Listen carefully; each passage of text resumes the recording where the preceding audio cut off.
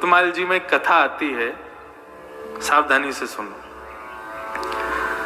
महाराष्ट्र के पंढरपुर में एक वैष्णव भक्त थे, उनका नाम था त्रिलोचन दास।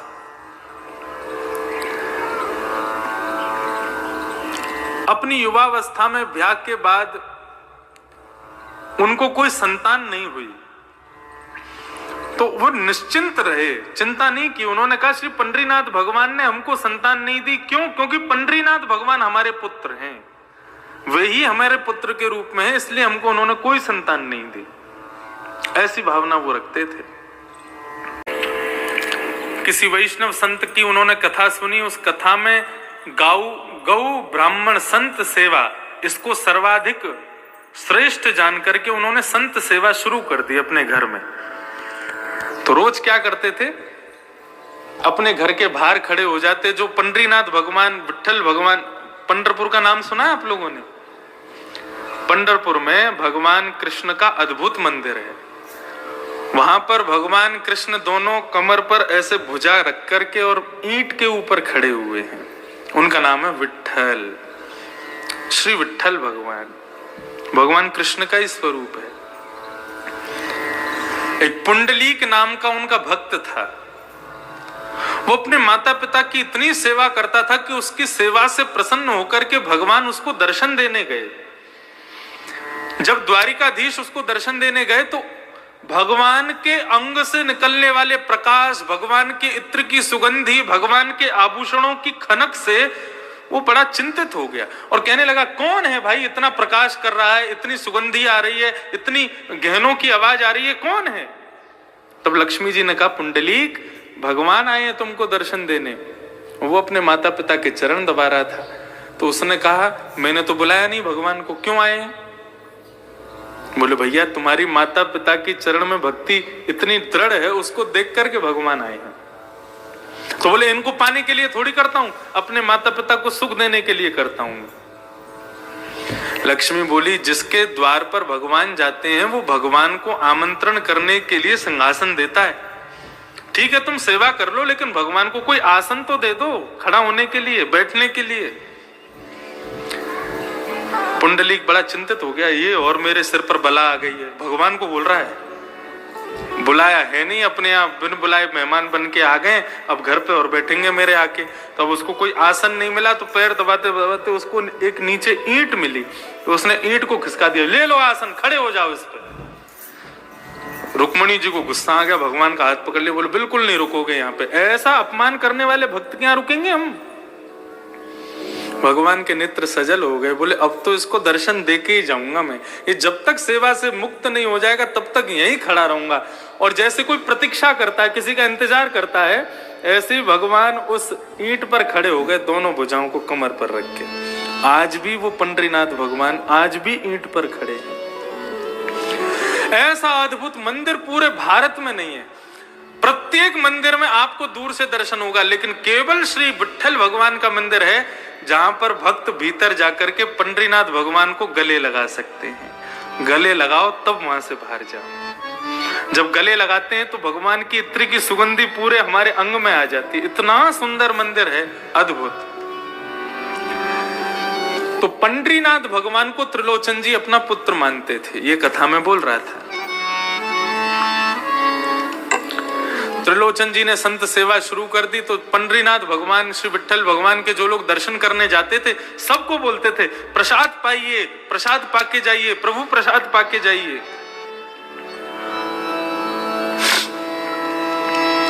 अच्छा, एक मैं नियम आपको बता के जाऊं। इस कथा के जो मुख्य आयोजक परिवार हैं, इस कथा के रूप में हम आपको कुछ दे पाए नहीं दे पाए, ज्ञान दे पाए नहीं दे पाए, हमें नहीं पता आप कितना ले पाओगे या हम क्या दे पाएंगे। ये मन का भाव है और मन से एक भाव प्रकट हो रहा है। पूरी करने की जिम्मेदारी अपने ऊपर रखना भी नहीं। जो यजमान परिवार है उनसे कह रहे हैं हम, भगवान पे ही छोड़ना, वही पूरा करवाएंगे, लेकिन हो सके तो इस नियम को आप शुरू करवा देना। क्या? इस कथा के बाद हर हफ्ते का एक कोई विशेष दिन और उस विशेष दिन में भी यदि महीने की एकादशी का ही, एकादशी नहीं, द्वादशी का ही दिन यदि आप लोग रखें तो गुना में एक दो घंटे का इसे प्रातःकाल ब्रह्म मुहूर्त में पूरा परिवार उठ करके एक छोटा सा अन्न क्षेत्र करे।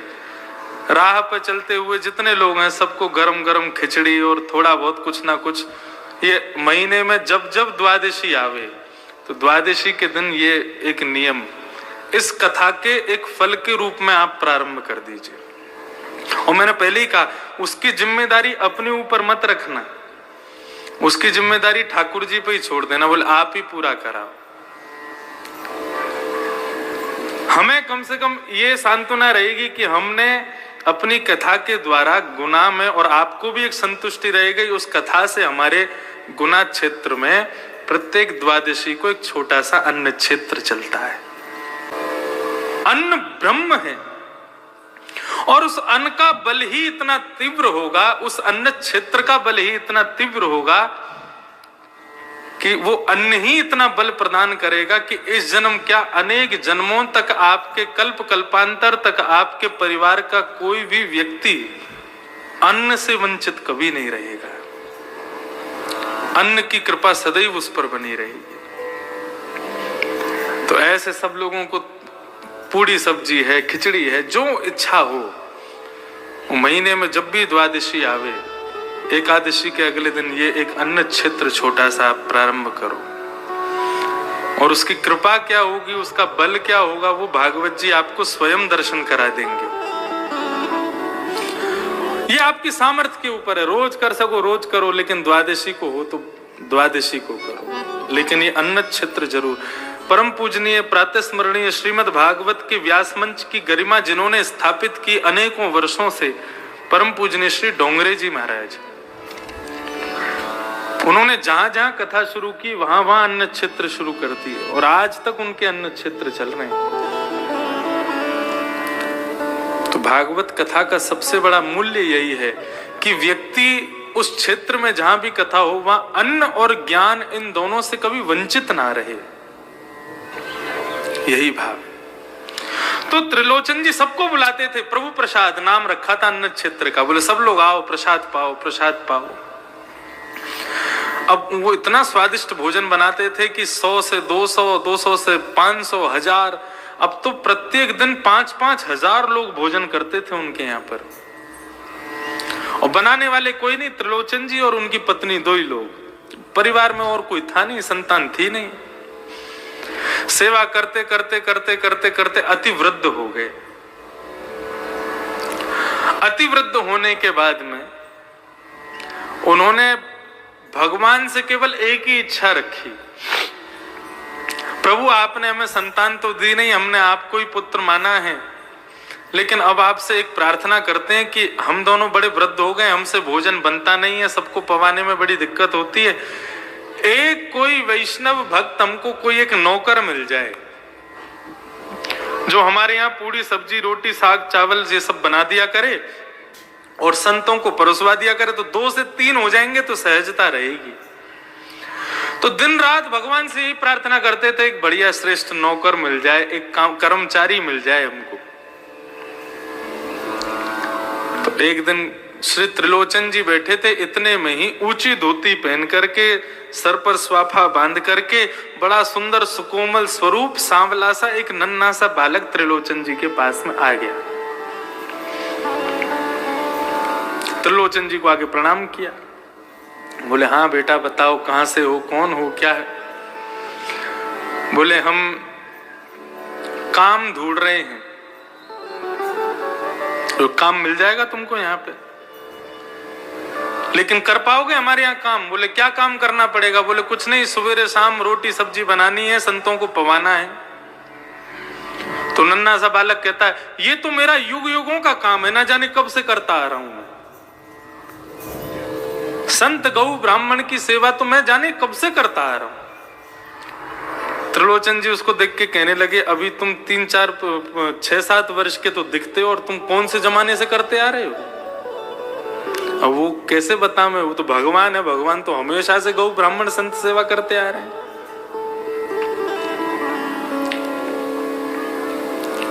एक पंचतंत्र की कथा में यह भाव बताया जाता है।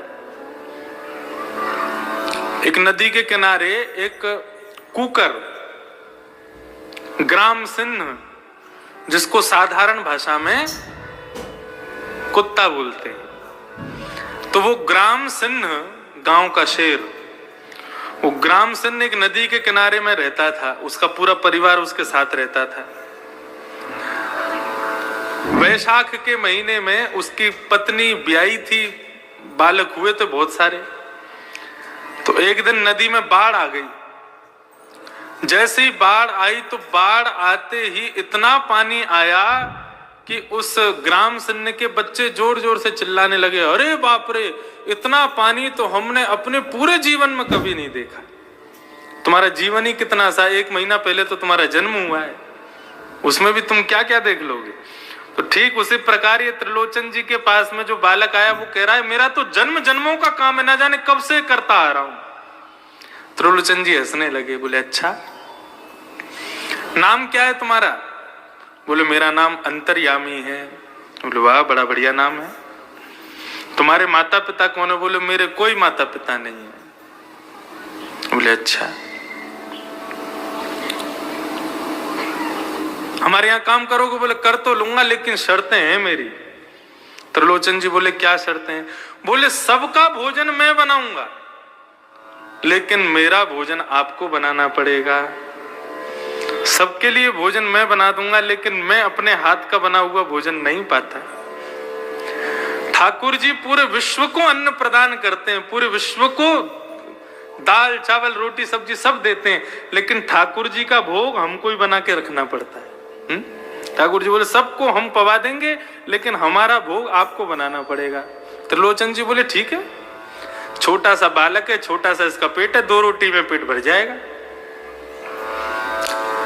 दूसरी बात, बोले एक और शर्त है। बोले क्या शर्त है? बोले कि हम 2-4 रोटी नहीं खाते। बोले कितनी खाते हो? बोले 2 सेर आटे की रोटी खाएंगे हम। अब त्रिलोचन जी की पत्नी कहने लगी, सेठानी जी, बोले कोई बात नहीं, पूरे दिन में तुम सबको हजारों लोगों को पवाओगे, 1-आध सेर आटे की रोटी हम तुमको खवा दिया करेंगे, कोई बात नहीं। बोले एक और शर्त है। बोले तीसरी शर्त क्या है? बोले तीसरी शर्त यह है कि हम जितना भी खावें आपको खवाना पड़ेगा। कभी अगर ये बोल दिया बहुत पेटू है, बहुत खाता है, तो मैं छोड़ के चला जाऊंगा, मुझको कभी टोकना नहीं।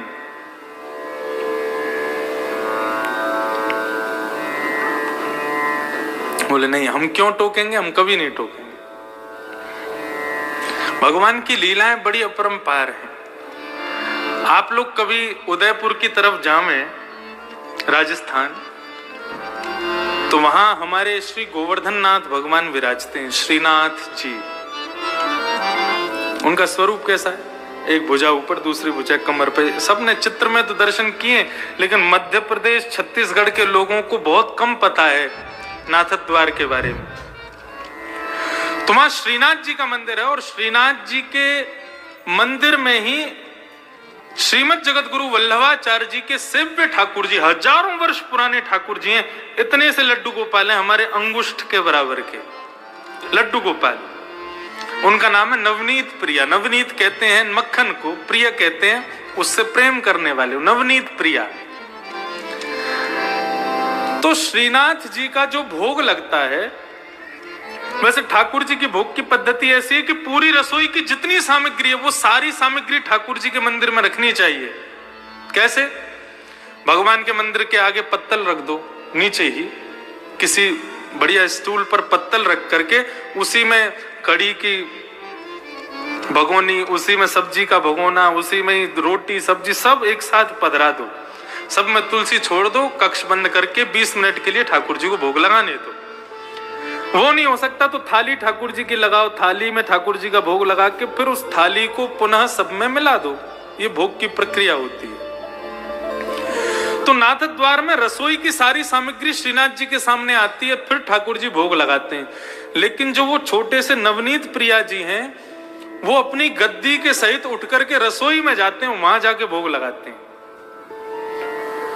अच्छा, ठाकुर जी के भोग में एक नियम है क्या? मिष्ठान जो है, मीठा जो है, वो ठाकुर जी की तरफ होना चाहिए। जैसे आपने पूरी थाली लगाई तो ये जितनी भी खट्टी पदार्थ हैं या नमकीन पदार्थ हैं, दाल चावल आदि, इन सबको दूसरी तरफ रखो।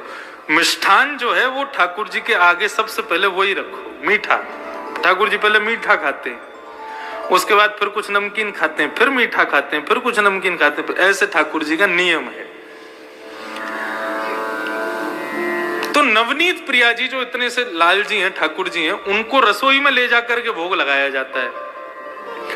तो उनका नियम है सबसे पहले मिठाई रखी जाएगी, उसके बाद में पापड़ रखे जाएंगे, उसके बाद में नमकीन रखी जाएगी, उसके बाद में दाल चावल रोटी ये सब रखे जाएंगे।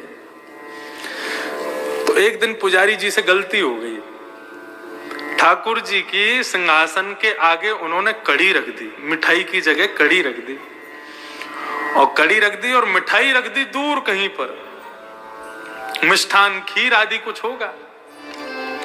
और जैसे कपाट लगा करके पुजारी जी चले गए, 20 मिनट बाद जब कपाट खोल करके देखा तो सिंहासन पर ठाकुर जी हैं ही नहीं। अब इतने से गोपाल जी उनको कहां ढूंढे, साग सब्जी दाल चावलों में ढूंढ रहे हैं, उनको मिल ही नहीं रहे। सब जगह खोज लिया, नहीं मिले तो फिर छन्नी मंगाई, और छन्नी मंगा करके सारे रस पदार्थों को छाना गया। कहां गए ठाकुर जी? सबको छानते छानते अंत में जैसे ही वो कड़ी जो सामने रखी थी उसको जैसे ही छाना, उसमें ठाकुर जी मिल गए। तो पुजारी जी को लगा, वाह आपको कड़ी इतनी पसंद है, अब तो भैया रोज कड़ी बनेगी। अब तो 15 दिन तक रोज कड़ी कड़ी बन रही है महाराज, कड़ी का ही भोग लग रहा है और कुछ लगा ही नहीं रहे। बोले इतनी बढ़िया लगी कि उसमें कूद गए। तो एक दिन पुजारी जी के सपने में रोते हुए भगवान आए। पुजारी जी बोले क्या हो गया, आप रो क्यों रहे हो, हमसे सेवा में कोई अपराध हो गया? बोले तुम रोज कड़ी कड़ी खवा रहे हो। बोले उस दिन आप कूद गए कड़ी में तो हमको लगा आपको प्रिय है इसलिए लगा रहे हैं। बोले मुझे कड़ी प्रिय नहीं, मैं तो खीर खाने जा रहा था तो बीच में कड़ी पड़ गई, उसमें ही गिर गया मैं। बोले कड़ी नहीं खीर का भोग लगाओ। तो ये सब अनुभव आपको भी होंगे यदि भाव से सेवा करोगे। तो त्रिलोचन जी ने कहा, त्रिलोचन जी से भगवान ने कहा कभी हमसे ये मत कहना बहुत पेटू है बहुत खाता है, यदि कहा तो हम चले जाएंगे। हमारे ठाकुर जी आते हैं हर कथा में, इतने से है श्रीनाथ जी, श्री गिरधर लाल, अभी उनका उत्सव चल रहा था। अभी सुबह आस्था भजन पर भी वो चल रहा है 11 बजे से लेकर के 3 बजे तक। तो 11 से 1 बजे तक अपने घर पर आप कथा सुनो, भोजन पाते जाओ, और 1 बजे फिर यहाँ आ जाओ, 2 बजे से फिर यहाँ सुनो। तो उनका उत्सव हम करते हैं हर वर्ष। इतने से ठाकुर जी और उनका 56 भोग लगता है, विशाल पाते हैं ठाकुर जी को भोग। 3 चीज बहुत प्रिय है ठाकुर जी को। सबसे पहला श्रृंगार, अच्छे अच्छे श्रृंगार हों, अच्छे अच्छे अलंकार हों। दूसरा ठाकुर जी को प्रिय राग, कीर्तन कथा, ये सत्संग भजन, ये सब ठाकुर जी को प्रिय है। और तीसरा ठाकुर जी को प्रिय भोग। बस ये 3 ही सेवा के स्वरूप हैं, इसके अलावा कुछ नहीं करना। राग भोग और श्रृंगार। तो त्रिलोचन जी बोले हमको कभी पेटू मत बोलना। बोले कभी नहीं बोलेंगे। अब तो महाराज भगवान अंतर्यामी ने सेवा करना शुरू किया। कड़ी बनाते हैं, सब्जी बनाते हैं, खीर बनाते हैं, पूड़ी बनाते हैं, रोटी बनाते हैं, अकेले बैठ करके बनाते हैं, और सब संतों को पवाते हैं, सबको पवाते हैं। सब लोग अपनी उंगली चाटते रह जाते हैं, ऐसा स्वाद। और सबसे बड़ी कमाल की बात तो ये कि कितनी भी पंगत आ जाए कभी भी सब्जी कम नहीं पड़ती। और सबको पवाने के बाद फिर ठाकुर जी स्वयं बैठते हैं, सेठ सेठानी पूरे दिन बना बना के खिलाते हैं, पूरे दिन खाते ही रहते हैं। रात्रि में अपना भोग आदि से निवृत्त होकर फिर मालिश करते हैं, तेल लेकर के त्रिलोचन जी के पैर दबाते हैं, हाथ दबाते हैं, शरीर की पूरी मालिश करते हैं। वर्षों से सेवा कर रहे अंतर्यामी भगवान, उनकी सेवा से त्रिलोचन जी की वृद्धता चली गई, बिल्कुल युवा जैसे दिखने लगे। आस पड़ोस के सब लोग कहने लगे, बोले महाराज तुम्हारे यहाँ बढ़िया नौकर आया है, तुम्हारे दिन बदल दिए, देखना बुढ़ापे के बाद युवावस्था आ गई तुम्हारी। तो लेकिन सेठ जी की पत्नी को सब कहने लगे सेठ जी पर बड़ी कृपा की है तुम्हारे सेवक ने, लेकिन तुम अब भी वृद्ध हो, तुम अभी भी बुढ़ी हो, क्यों? बोले सेवा इनकी करता, हमसे तो करवाता है वो। पूरे दिन रोटी बना बना के खिलाना पड़ता है उसको, बहुत पेटू है, बहुत खाता है। जैसे ही ये बात कही है भगवान अंतर ध्यान हो गए। शाम का समय हुआ, त्रिलोचन जी और उनकी पत्नी ढूंढ रहे हैं, बेटा अंतर्यामी कहाँ हो? पूरा घर खोज लिया, कक्ष खोज लिए, गली खोज ली, मोहल्ले खोज लिए, लेकिन नहीं मिले। इतने व्याकुल हो गए, अपनी पत्नी से पूछने लगे तुमने कुछ कहा था क्या उसको? बोले नहीं, मैंने तो कुछ नहीं कहा। तो फिर कहां गए?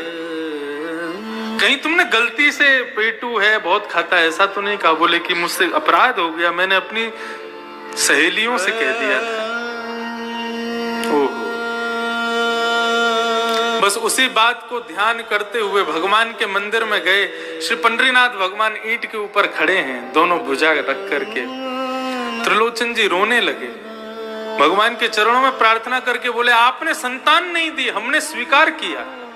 आपने परिवार नहीं दिया, हमने स्वीकार किया। लेकिन आपकी कृपा से एक वैष्णव भक्त नौकर मिला था हमको, अंतर्यामी। हमसे अपराध हो गया, वो हमें छोड़ के चला गया। प्रभु हमें कुछ नहीं चाहिए, हम जीवन पर्यंत उसको देख देख करके जी लेंगे, लेकिन कृपा करके उसको वापस बुला दो। ऐसा कहकर के त्रिलोचन जी जैसे ही रोने लगे, भगवान से देखा नहीं गया और सामने खड़े हुए पंडरीनाथ भगवान ही अंतर्यामी के रूप में प्रकट हो गए और सेठ जी को अपने हृदय से लगा लिया। बोले गौ ब्राह्मण संत सेवा के लिए कोई सेवक आपके घर नहीं आता है। यदि संत सेवा में किसी की अति निष्ठा है तो उसको मेरा ही स्वरूप मानिएगा, वो मैं ही आया हूं।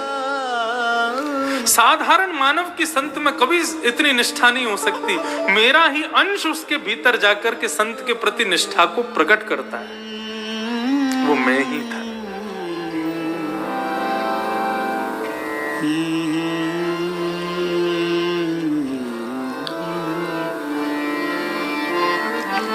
तो ठाकुर जी के प्रति ये प्रेम भाव, ये श्रेष्ठ भाव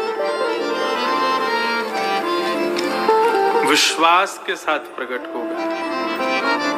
तो भक्ति के 3 सूत्र में बता रहा था, विश्वास, दूसरा संबंध और तीसरा समर्पण। ये 3 चीज कर लो बस।